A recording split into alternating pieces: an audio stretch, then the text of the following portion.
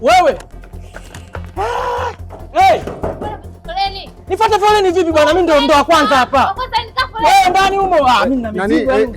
Ngoja kwanza. Kwani kuna nani uko ndani huko nini bwana? Mimi najua sasa. Unaniuliza mimi najua. Panga foleni.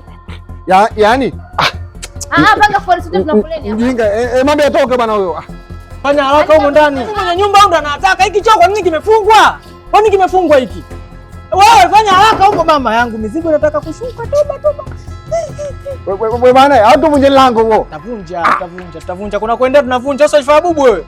Siwezi kukubali kuzalilika asikuchelewa kazini kwa sababu ya choo. Huyo nyumba kufungia choo iko kimoja kutumia sisi mara tena kukanda wote huo.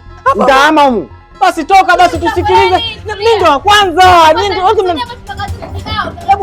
toka wewe. Basi wayo. Si huku tutazalilika wenzio huku. Basi ongea basi au uliongea leo bubu.